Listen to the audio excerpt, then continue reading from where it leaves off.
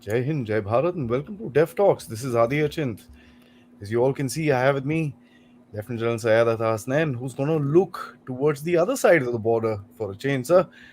It is always interesting to talk to you about Pakistan, but I think China is going to be a damn good change. And with the recent moves that India has made, it seems like नमस्कार. somebody's कुछ nut shut कहीं पे tight हुए हैं, Yeah, sir. that's वो why I think समझ I में will uh start रहा with a big namaskar and Jai Hind to all our viewers. And yes, you're right, Adi.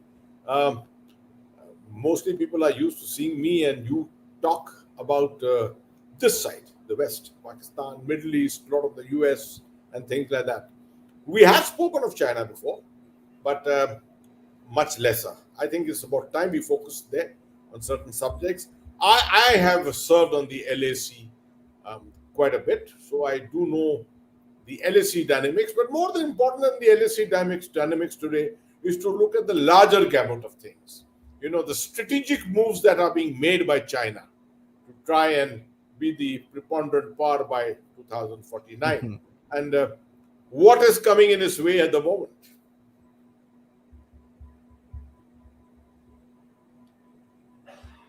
So the biggest thing that I want to ask you first, you know, there's a lot of narratives about the military aspect of it. So, I mean, who better to kind of explain that to us?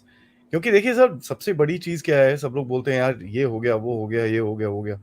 मैं एक ही आपसे सवाल पूछना चाहूंगा sir, that's the main question. आज अगर वो आपके बॉर्डर पे खड़ा है सर, तो आप भी तो उसके बॉर्डर पे खड़े हो. सो बहुत इजंट द बढ़िया सवाल. Pressure equal sir? Good question. बहुत बढ़िया. इसको एक्सप्लेन करने की थोड़ी जरूरत पड़ेगी. जी. एंड ये शुरुआत अच्छी है यहाँ से. You are absolutely right. वो हमारे बॉर्डर पे आता रहता है, वॉक इन ऑपरेशन करता रहता है. 2005 से तो लगातार वॉक इन ऑपरेशन होते हैं to establish apparent claim lines. उसने आज तक क्लेम लाइन तो कभी क्लेम डाली नहीं है हमारे सामने, बट एक तरह का एक जगह तक पहुंचकर वहां पर अपने रैपर छोड़ना, झंडे लगाना और हमारा वहां जाना, उसको कॉन्टेस्ट करना, एक्सेट्रा, वो अपने आप को बॉर्डर पे हावी करने के लिए उसका कॉन्सेप्ट है. हमारा कॉन्सेप्ट शुरू में तो बहुत डिफेंसिव था और ज्यादातर हमारी तवज्जो जो थी वो पाकिस्तान की तरफ थी. And we didn't have enough troops for that area. Also the threat from Pakistan, the threat in the Kashmir valley etcetera was of a higher magnitude at that time. तो हमारा एटीट्यूड जो था वो ब्रॉडली था कि इस एरिया को स्टेबल रखो और कुछ नहीं. पहले चाइना का भी यही था कि स्टेबल रखो जब तक के डेवलपमेंट ना हो पीएलए में एक्सेट्रा, इसको स्टेबल रखो. वो 2005 के बाद थोड़ा ऑफेंसिव होने लगा, 2013 के बाद और ज्यादा ऑफेंसिव हो गया. और आपने बिल्कुल सही ऑब्जर्वेशन दिया अपना. You are absolutely right that if he is sitting on the border, so are we. And what better time to have demonstrated this than in 2020 May, जब वो 50,000, आज कहते हैं 65,000 ट्रूप्स लेकर आया, अपनी ट्रेनिंग एक्सरसाइज करके पीछे जो टिबेट के उसमें प्लाटो में चल रही थी वहां से वो रिवर्स करके सब ट्रूप्स को आगे लाया. पेंडेमिक का जमाना था. भारत ने भी अपना मिरर डिप्लॉयमेंट 50-60,000 ट्रूप्स का वहां पर पहुंचाया. And we showed our capability. I think he understood it. He understood that we have also moved up by leaps and bounds. हमारी इकोनॉमी इंप्रूव हो चुकी है, हमारा कॉम्प्रिहेंसिव नेशनल पावर इंप्रूव हो चुका है. मगर इस सवाल का, आपका सवाल का आखिरी जो हिस्सा में जिसका जवाब देना चाहता हूं वो है कि क्यों आया वो 2020 में. 2020 में अप्रैल मई के महीने में मेरे ख्याल से, मेरे असेसमेंट के मुताबिक वो इसलिए आया इस ईस्टर्न लद्दाख के एरिया में क्योंकि उसको वो फिक्रमंद हो गया था. He was a little worried about this developing confidence जो इंडिया में आ रहा था under prime minister Narendra Modi के. एक तो internationally popular, nationally popular, and then carrying out some very bold strategic moves, जैसे डॉकलैम में था कॉन्टेस्ट करना, या जम्मू कश्मीर के अंदर ऑपरेशन ऑल आउट चलाना, या पुलवामा का जवाब देना, सर्जिकल स्ट्राइक्स करना आफ्टर उड़ी, एंड 5 अगस्त को जम्मू कश्मीर से आर्टिकल 370 हटाना। ये सब जब इसको कंबाइन करके देखते हैं तो देखते हैं एक नई शुरुआत थी कॉन्फिडेंस बिल्डिंग की। India was getting more and more strategically confident, और चीन इसके लिए खुश नहीं था। इसीलिए वो उसने कोशिश की कि हमारे कॉन्फिडेंस को वो डेंट करे, उसके ऊपर कुछ हल्का सा मार कर दिखाए कि आप अभी भी सेकेंड बेस्ट पावर हो एशिया की, and you cannot compete against China, whose intent is far far higher। तो ये मेरे ख्याल में सिचुएशन थी 2020 में, और तब से ये बढ़ती जा रही है, बनती जा रही है। And you are seeing increasing confidence in India in its ability to handle this। इस बेसिस के ऊपर हम अपना डिस्कशन आगे बढ़ाते हैं। इंडीड सर, एक चीज तो आपने बड़ी सही बोली कि उसको लगा था कि ये राइट टाइम है इंडिया को पोजीशन में रखने का। अदरवाइज क्या होगा, एक वंस द टाइम वो निकल जाएगा, then he will also lose opportunity, because एक झटका तो उसको गलवान में मिल चुका था। So probably this was just trying to come in a little larger force कि यार थोड़ा सा और प्रेशर डाल के देखते हैं, let's get the message home. But sir, one of the things I want to ask you with regards to this military game, इस चाइना का जो आपके साथ लुकआउट है सर, हमेशा से यूएस के बाइनोकुलर से रहा है। It's never been the lens of a bilateral relation कि भाई हम आपस में बात करें। इट्स ऑलवेज भी तुम यूएस के साथ खड़े हो तो मैं तुम्हारे अगेंस्ट हूं। इसकी हिस्टोरिसिटी है, मैं समझता हूं इसकी एक हिस्टोरिसिटी है। 1962 को हमको देखना पड़ेगा, कुरेदना पड़ेगा। इसी 1962 में भारत मिलिटरली कमजोर था। चीन ने भारत को टेस्ट किया, देखा कि भारत बहुत कमजोर है, हावी हुआ, लड़ाई में हमको पछाड़ा, और भारत जो है वो पूरी तरह से यूएस पर डिपेंडेंट था अपनी अपने स्ट्रेटेजिक आप समझिए समझौता करने के लिए कि किसी न किसी तरह से यूएस स्टेप इन कर जाए और भारत को इस लड़ाई से बचाए। The United states stepped in definitely, diplomatically भी कुछ हद तक प्रेशर डाला, एक्सेट्रा। इक्विपमेंट हमको दिया, भारत की फौज को बढ़ावा दिया in terms of equipment and training and things like that. ये सब तो हुआ। तो our approach to China started getting built up through, हालांकि रशिया ने भी हमको बहुत सपोर्ट दिया था उस वक्त 1962 में, मगर अमेरिका से हमको बहुत बैकिंग मिली थी। President Kennedy, John F Kennedy उस वक्त प्रेसिडेंट थे, सदर थे, उन्होंने पंडित नेहरू को बहुत बैकिंग इसके ऊपर दी थी।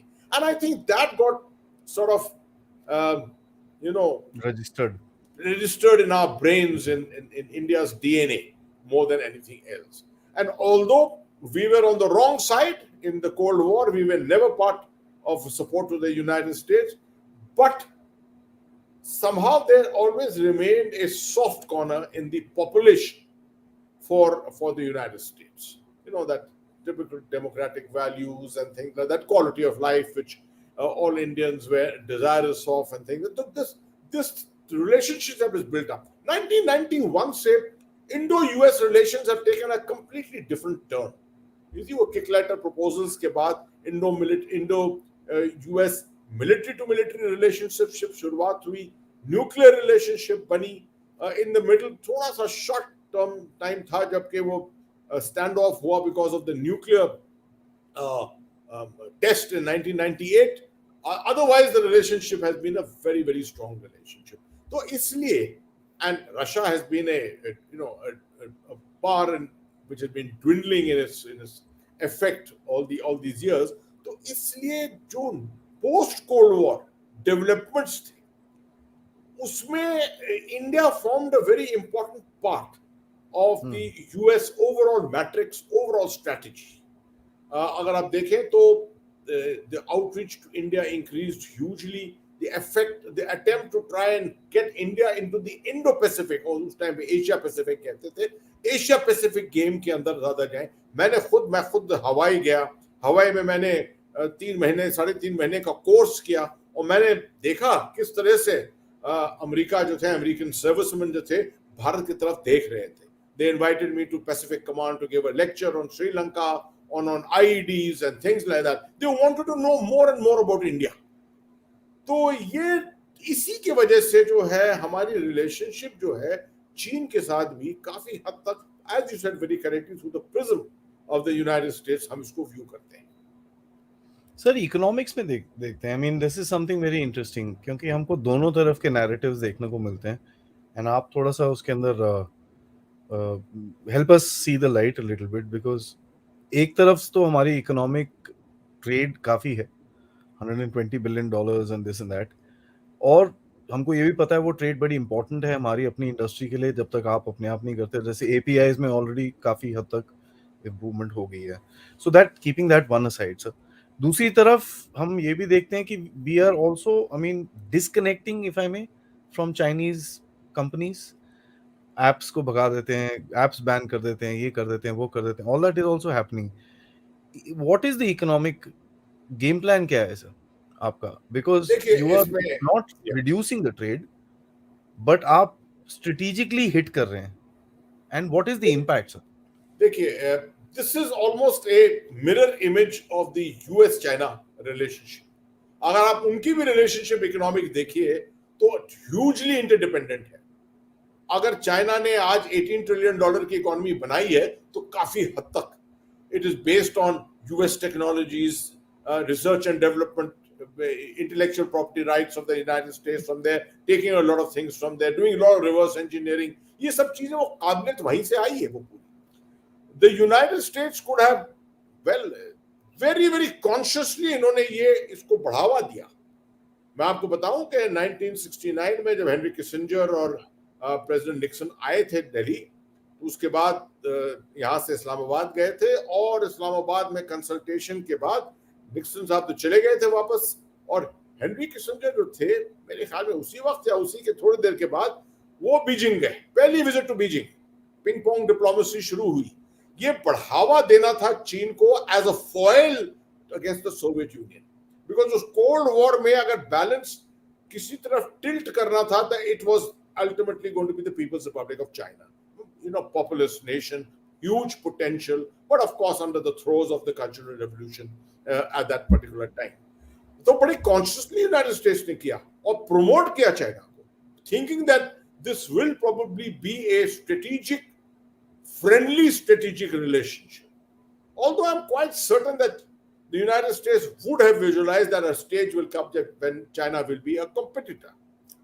तो मेरे ख्याल में अभी भी रिलेशनशिप जो है वो वही है, uncertain about whether China is a friend, competitor, rival और एडवर्सरी. वही रिलेशनशिप भारत की चाइना के साथ है. Exactly these 4 words. Are we friends? Are we rivals? Are we adversaries? What really are we? So we are everything and we are not everything.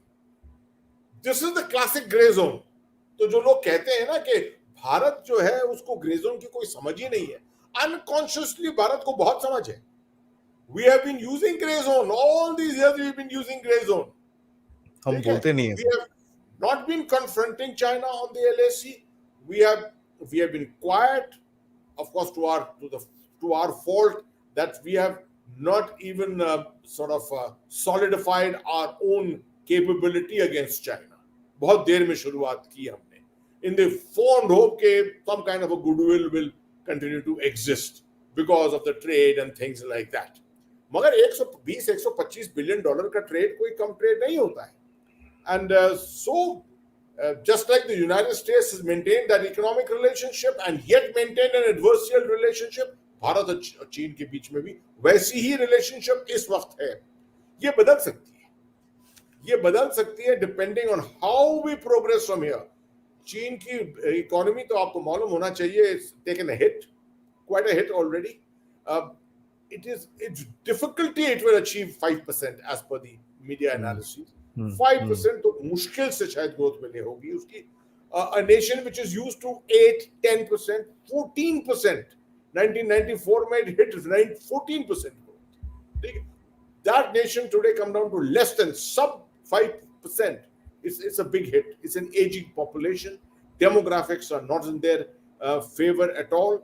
And therefore, consumption, one of the biggest problems with China is facing today is that household consumption नहीं हो रहा है. Hmm. Covid के जमाने में लोगों ने ऐसा अपने आप को अंदरूनी तौर पे डिसिप्लिन करके रख लिया है कि there is no household consumption. और विदाउट हाउस होल्ड कंजम्पशन आप इकोनॉमी कैसे चलाएंगे अपनी. तो ये these are some challenges which are going on at the moment. And China, to my mind, इनका ग्रे जोन जो है वो प्ले तो होता रहता है. It's a part of their overall strategy, the three warfare strategy and things like that. तो ये चलता रहेगा. But I don't think the Chinese will be looking at India with a more friendly eye today. I think, seeing that India's capacity is increasing, uh, and the leadership is firm, uh, political stability है, और चीन के पास कोई guarantee नहीं है कि 235 के और 249 के जो उन्होंने बड़े आइडियलिस्टिक ऑब्जेक्टिव्स बनाए हुए हैं वो कहीं उसके करीब भी आएंगे. We can't be certain. Sir इसी चक्कर में मैं वापस थोड़ा सा मिलिट्री में रिवाइंड करूंगा, बिकॉज एक उसको ये भी आपने बोला, जैसे हमारी भी टॉक्स भी चल रही हैं, four commander talks are on, Modi Xi Jinping साहब फेस टू फेस आएंगे, sometimes in the next week they will be in face to face.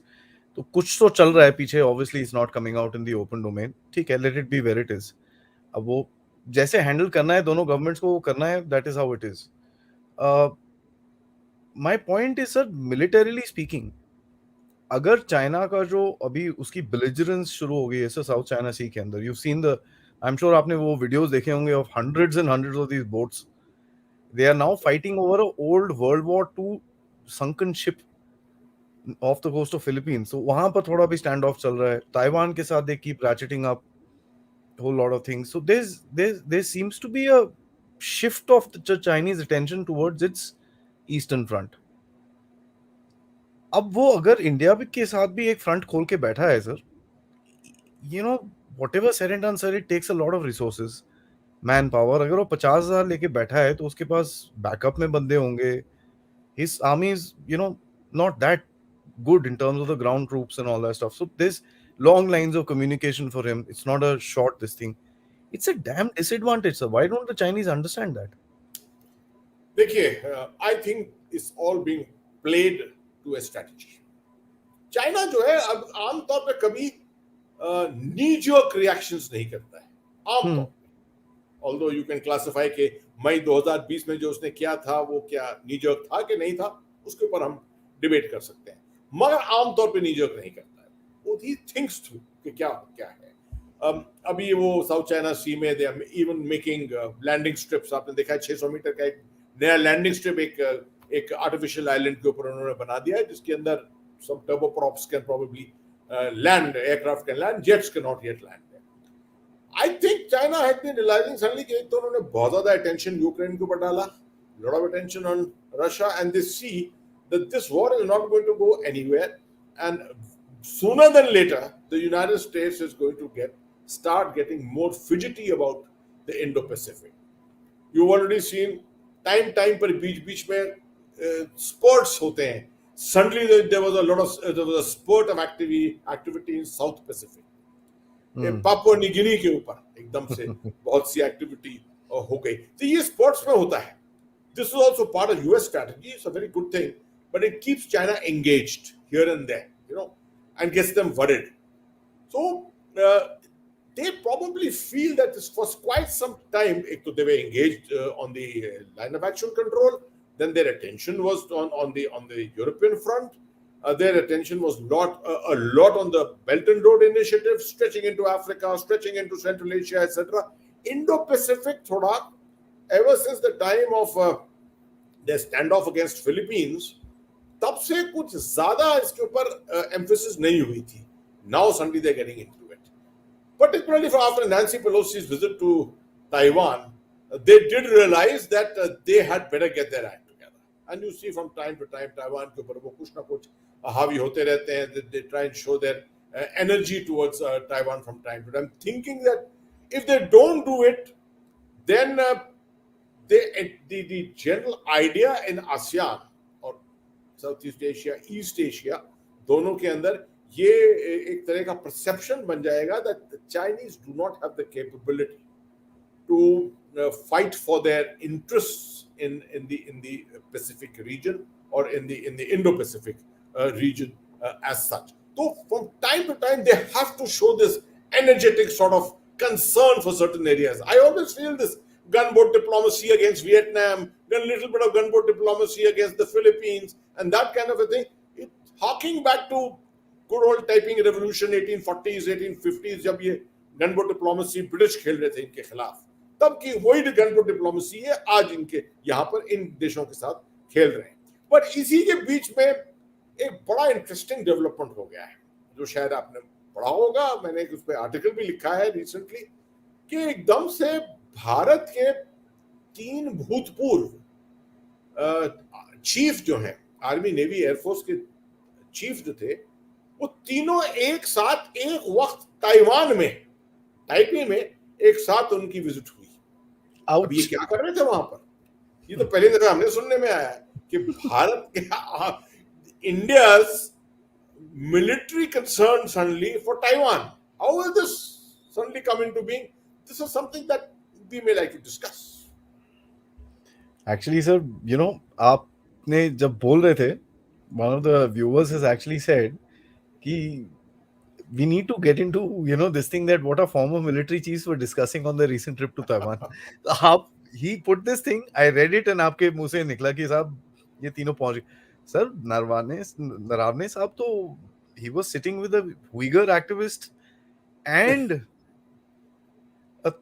Taiwanese activist. Now, I want to get into this. This is called, pushing the right buttons, if I may. आपने तिब्बत को sir, Dalai Lama को एकदम front stage पे बिठा रखा है इस time पे. मोदी साहब पर्सनल इंटरेक्शन, दिस दैट ये वो. Your Modi साहब was there with one of the biggest industrialists of Taiwan on stage with him, and literally first name पे बात चल रही है उनकी on recorded media everywhere. So Taiwanese interaction, मैंने आज आपको एक आर्टिकल भी भेजा कि भाई एक कुछ there's an agreement being signed now between both the countries.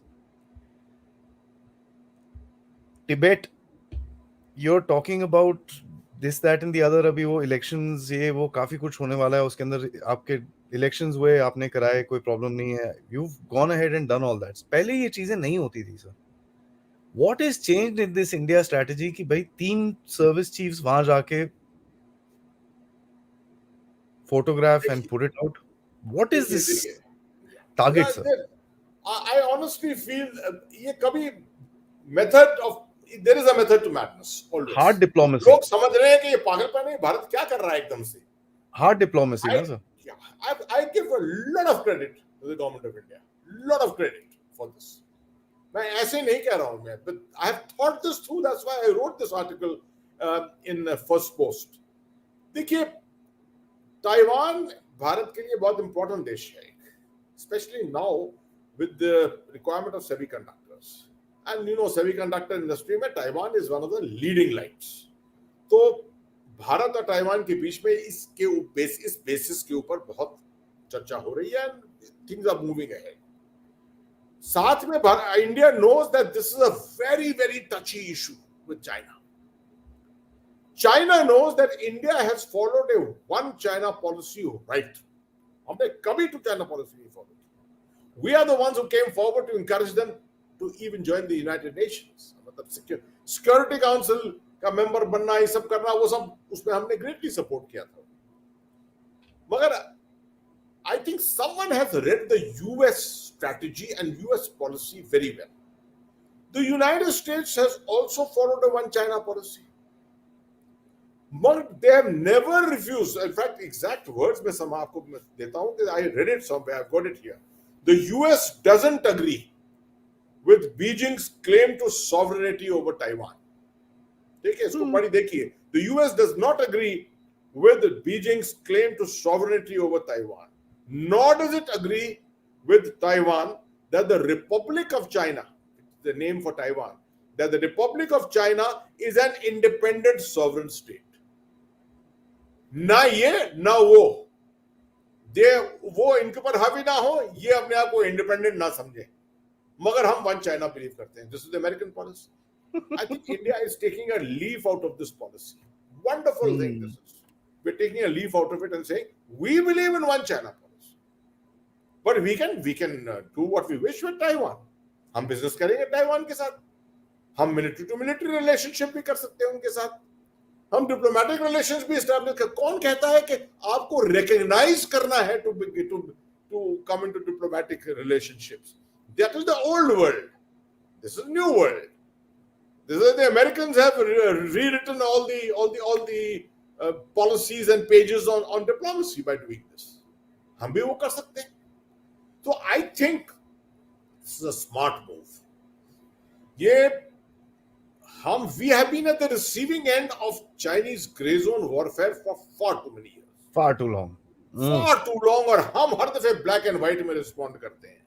ये सही है, ये गलत है, ये LAC है, ये है.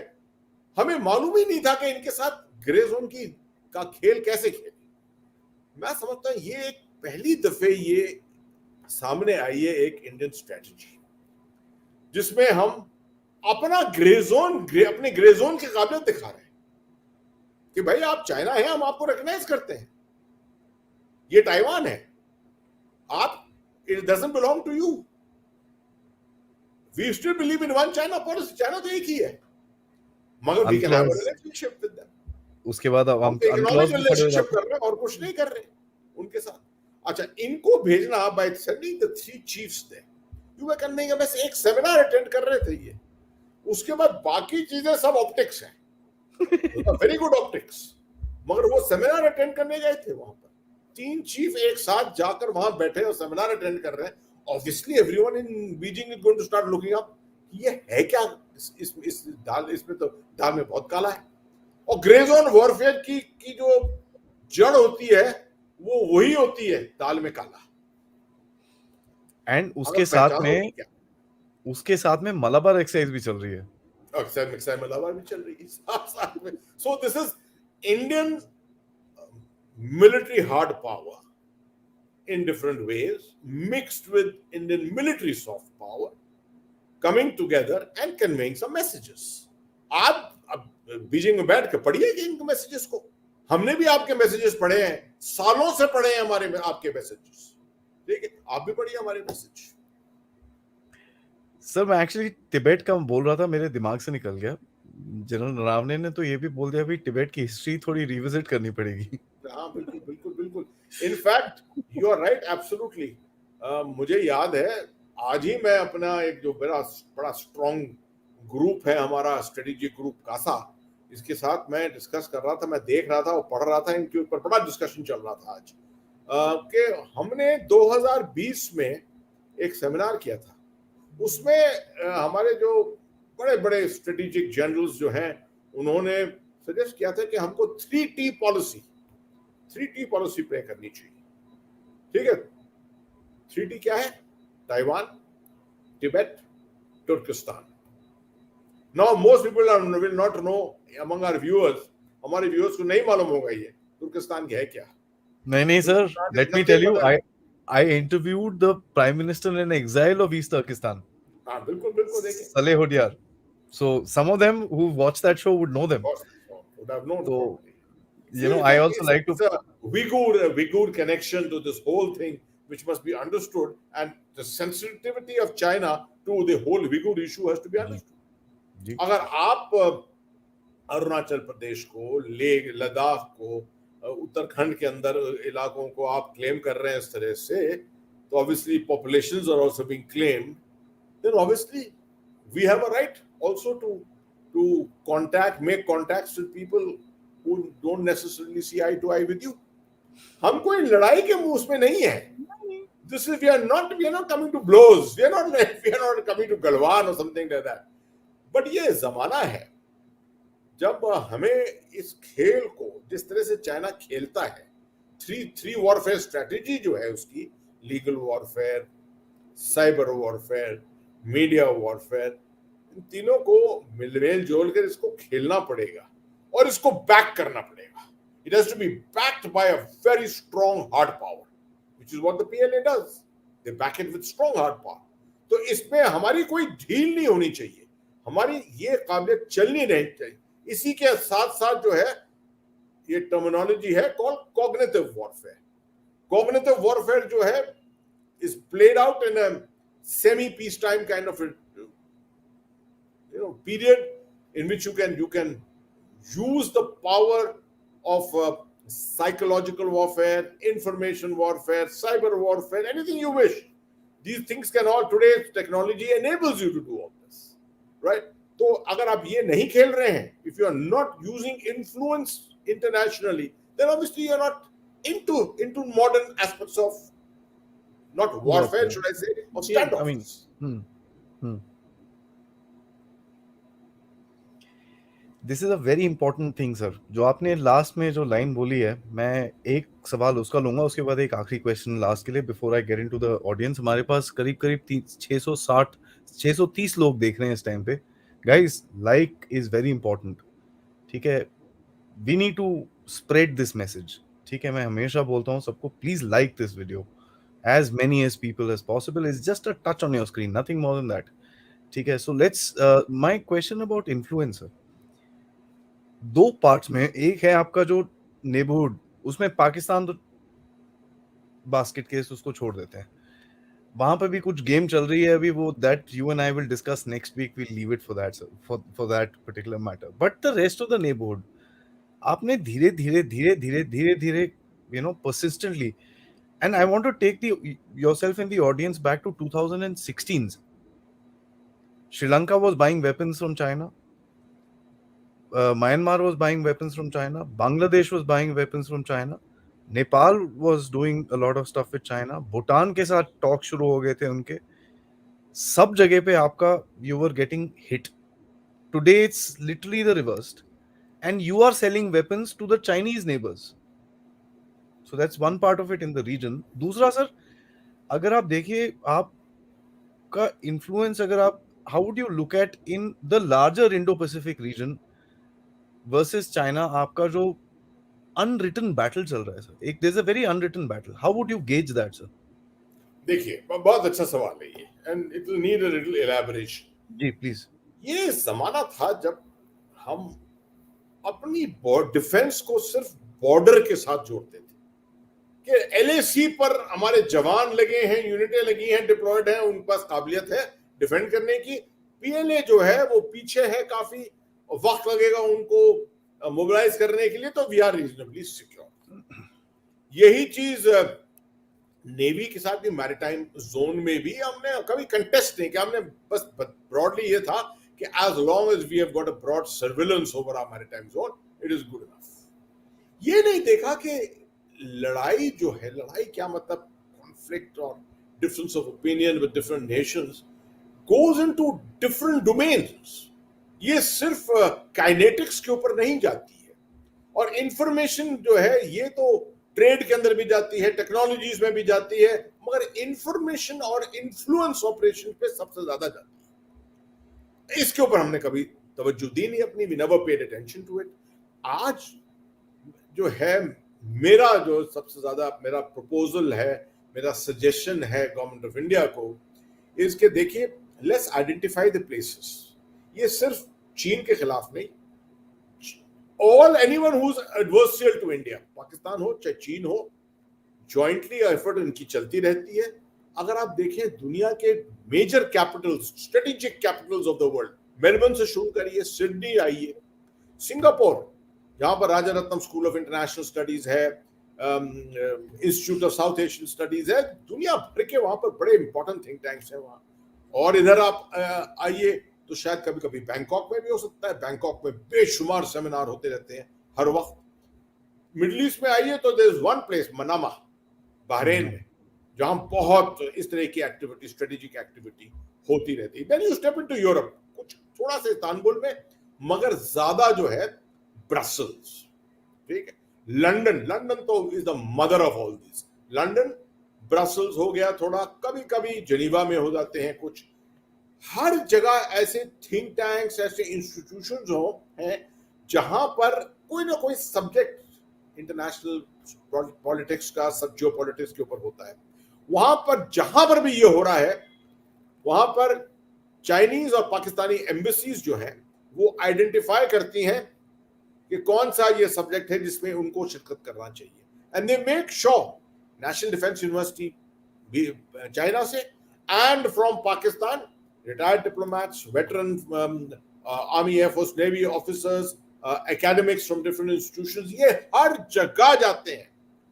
टेलीवीव तक, टेलीवीव जहां पर पाकिस्तान की रिलेशनशिप भी नहीं है, डिप्लोमेटिक रिलेशनशिप भी नहीं है, वहां तक वो पार्टिसिपेट करते हैं। और फिर आप अक्रॉस द अटलांटिक जाइए तो फिर आपको तो you will come to the mother of all areas in the United States of America, Washington, New York, San Francisco, and everywhere you find. हम इसमें बड़े पिछड़े हुए हैं। We are not proactive on this. ये मैंने अपने आर्टिकल में भी लिखा भी था, ये कि देखिए ये एक जगह है जहां we have been slightly off balance. We need to enter into it. It's not too much of a cost.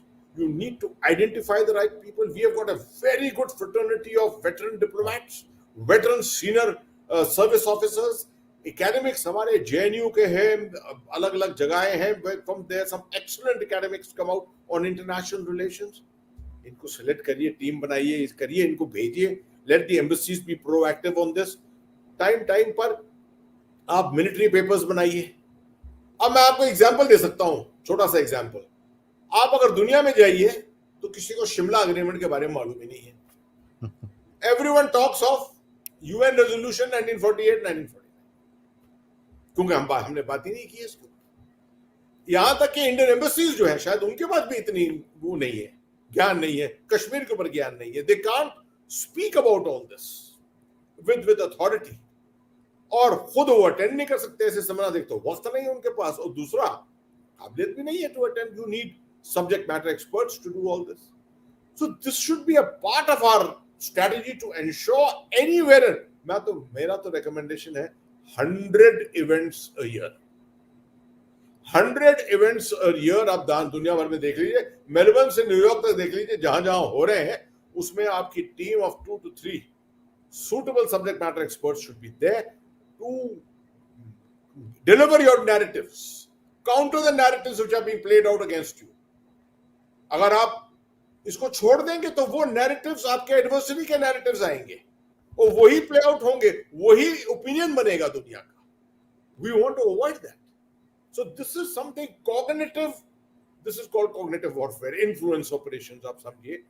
तो this has to be done very avidly and with a lot of focus.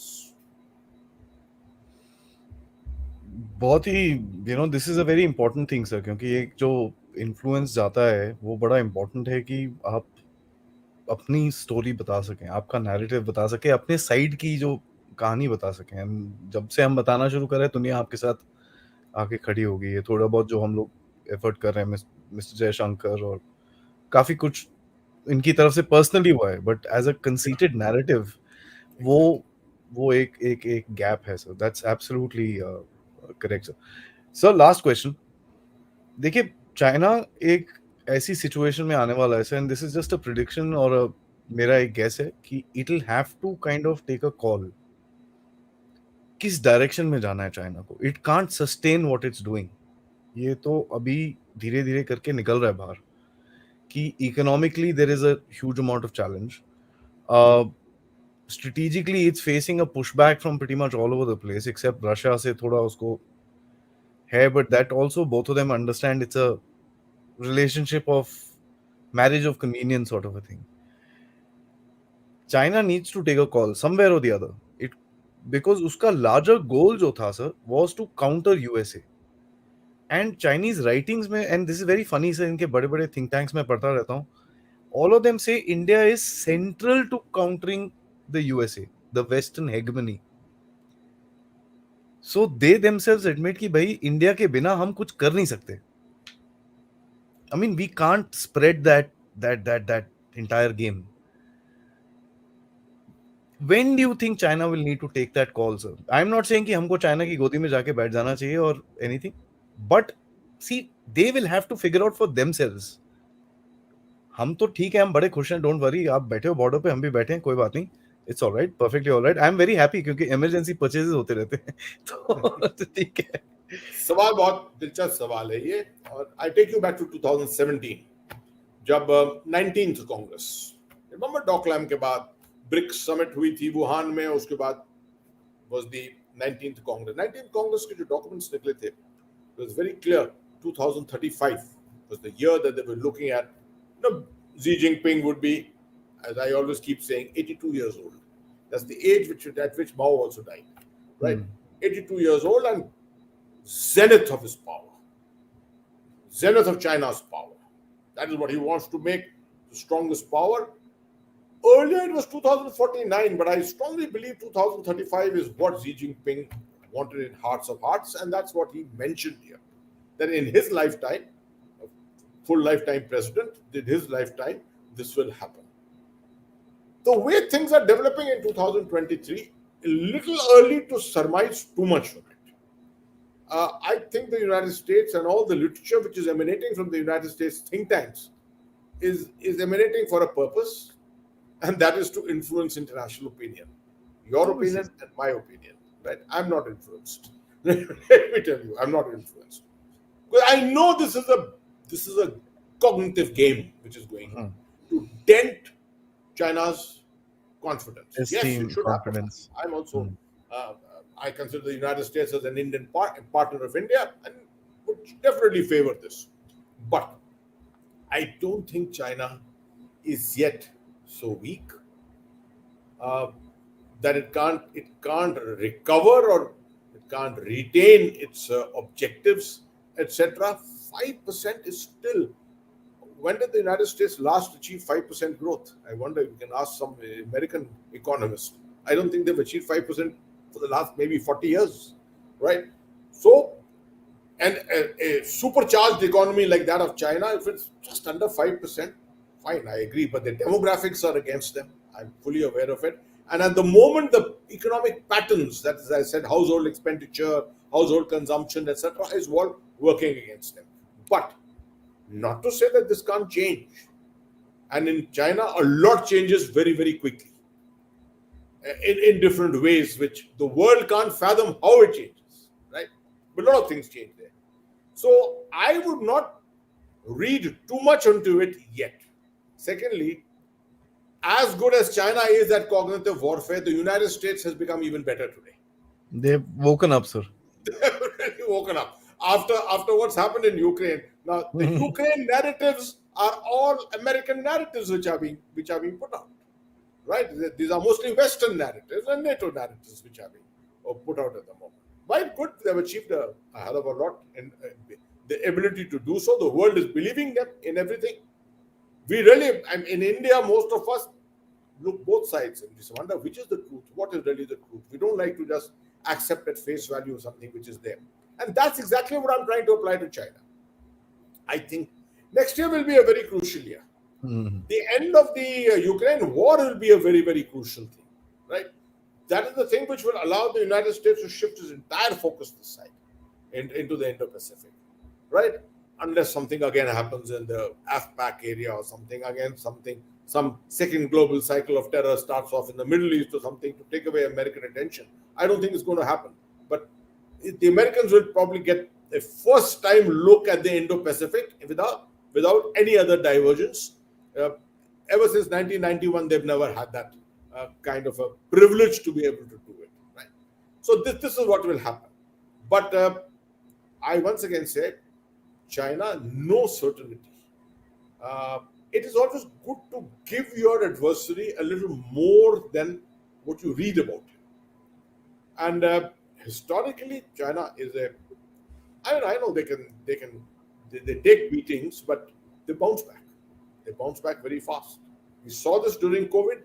The whole thing began there, and they managed to recover initially. But today, also the effects are that of COVID itself, which we are seeing happening in China as far as the economy is concerned. But I would give this more time.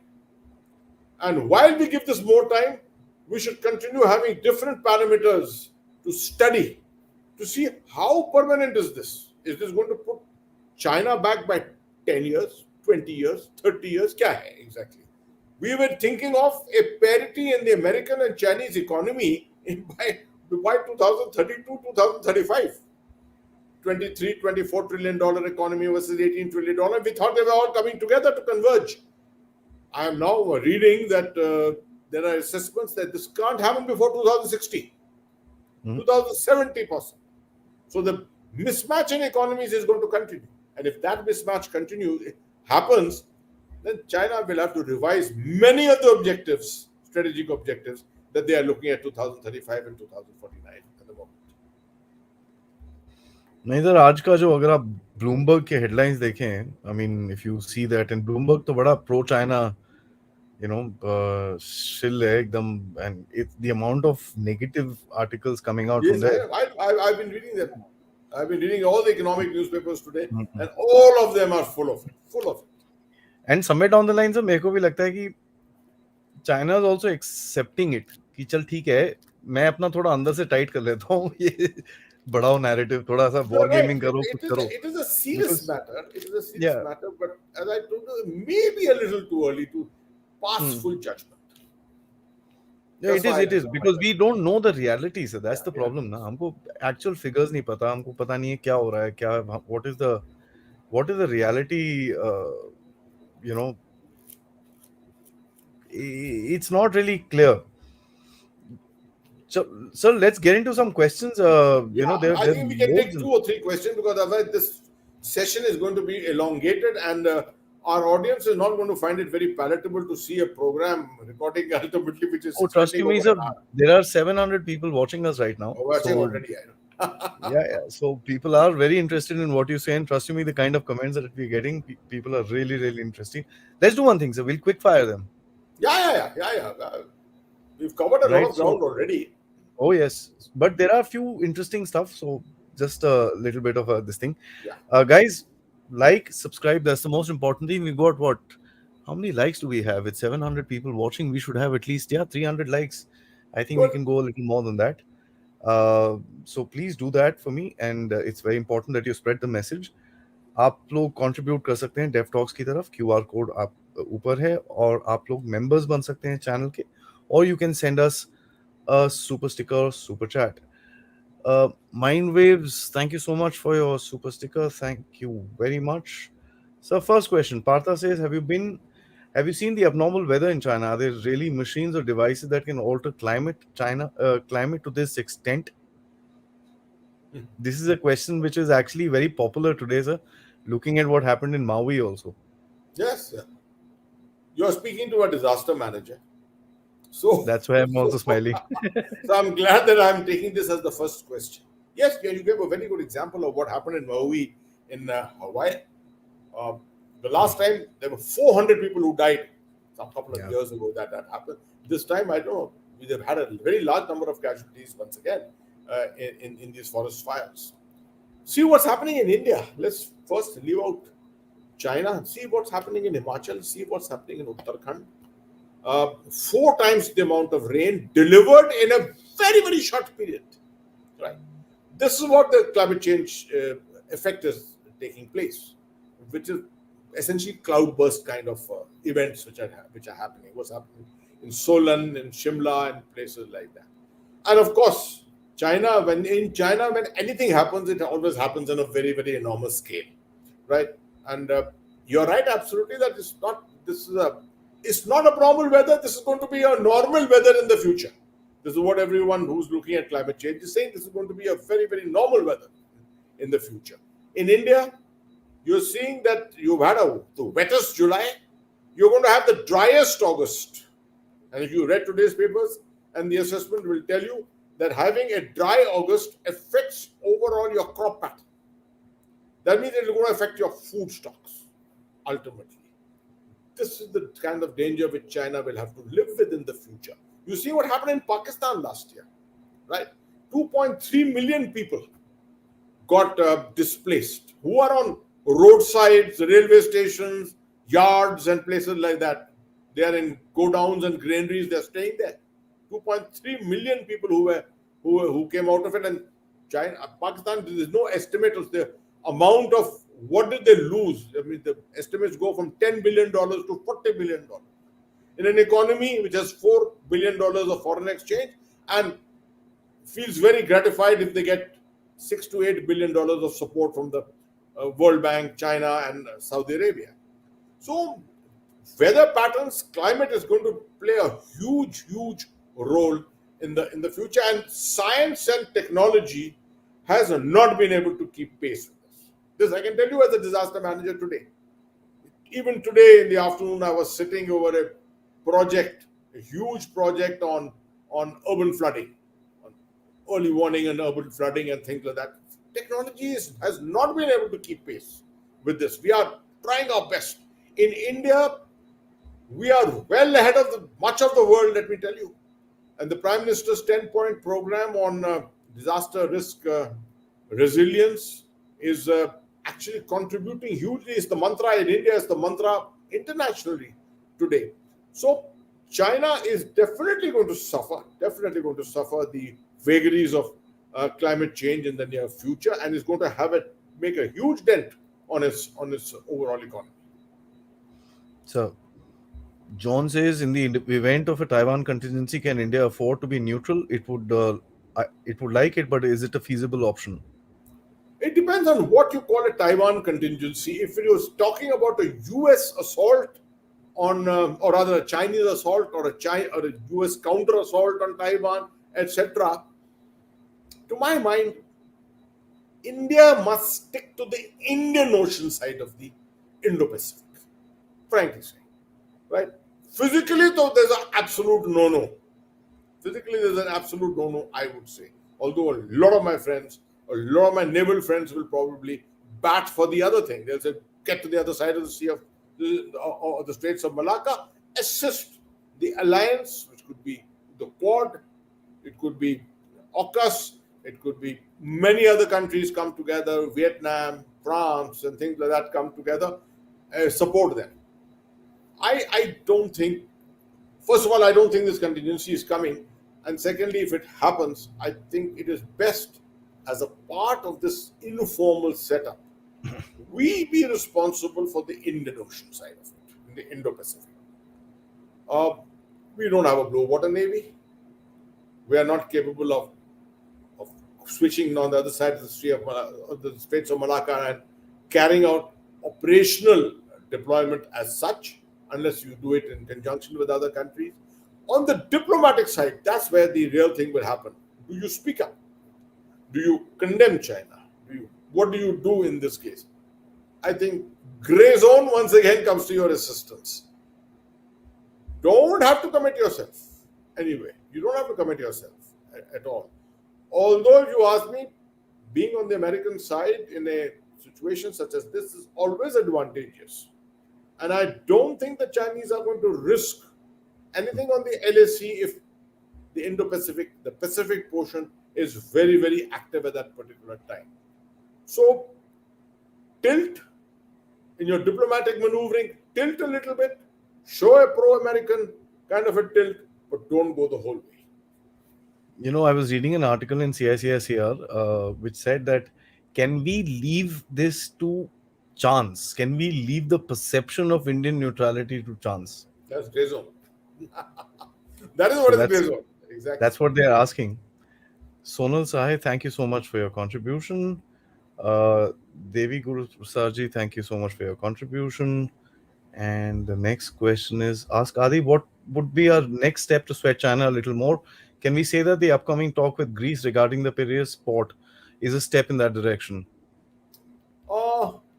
I'm not fully aware of the dynamics of this visit to Greece, although I'm aware the Prime Minister is going there and he's going to be discussing the Piraeus port also there, but the full dynamics of it, I'm not completely aware at the moment. But to make China sweat a little more, I'm not sure the Chinese have made us sweat. We haven't sweated a drop of sweat. Yes, we have had to commit, we have had to send in troops and things like that, and we've probably got a more robust defense, a more robust security today in Ladakh and other areas, Uttarakhand and all these places. I think you're already making China sweat a lot more. The very fact that he had only border wing guards in Ladakh and Arunachal Pradesh all these years, and now is deploying 65,000 troops there. Aren't you making it sweat enough? Huge amount, sir. It plays both ways, right? First of all, it's going to hit him logistically to quite an extent to sustain these people. Secondly, morale, motivation, and morale. Don't think that the PLA is 10 feet tall. They don't have soldiers 10 feet tall. They are all under 5 feet 5. I can assure you this, right?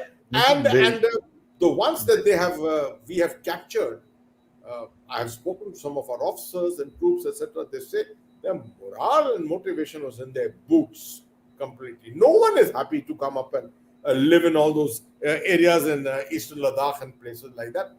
They're not as hardy as our troops. Our troops have been used to Siachen. They've been used to places up in Poo and sugar sector and Uttarakhand and places like that. These people are not used to that kind of a thing.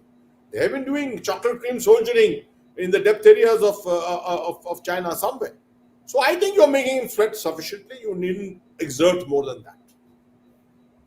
just a comment, sir, but a very interesting one. Anand Chakravarti says, I recently replaced my solar inverter, and the person installing told that customers were clearly asking for non-China products. That shows the mood on the ground. The trust in China is gone. I'd agree with that, sir. You know, I wanted to agree. replace a bulb, go to the shop and ऐसे ये वाला दे दो. कहता है sir ये तो China वाला है. अच्छा, तो क्या ये मिलेगा नहीं? कहता रखता कौन है सर? सबसे पहले लोग आके बोलते हैं चाइना वाला नहीं चाहिए, दूसरा दिखाओ. I remember 2020, my daughter was going to buy a mobile, and she went online and there's that, and suddenly when she told me this is what I said, is this a Chinese phone? She said, oh, I forgot. And she made sure she never bought it. She never bought the Chinese phone, right? She went in for some Indian assembled phone or Yeah, whatever it yeah. was, but she didn't buy it. So I The agree with manufacturer. you entirely that this is a sentiment. It is a sentiment that which is expressed. It's a sense of nationalism, a sense of patriotism. So I had to buy an Apple phone, sir, and I waited for 6 months before the first made in India model came out, and then when I bought it. So that just tells you that. Mindway says, how can we strengthen Andaman and Nicobar command islands to make it make the Chinese panic, if not actually choke them? You see, this is very important and it's not come up in our discussion so far. If you speak to any good naval officer, senior officer, thinker, etc., and there are many of them in our Navy, I never realized how good our officers of the Indian Navy are. I love sitting and interacting with them because each time I come away learning much more. And I realized that it's this huge debate whether you need more carriers, if you need more aircraft carriers in the Indian Navy. Because the more carriers you have, the more ships you have to attach with them as part of carrier groups and your, you know, overall availability of ships. Because we are not a very high platform kind of a navy as such as yet. We will be ultimately, but we need many more platforms all over. Even yesterday, the President of India, the Honorable President of India, has, I think, inaugurated and sent out one more ship into the sea. Having said that, the Andaman and Nicobar Islands are actually standing carriers, aircraft carriers in the middle of the Andaman Sea.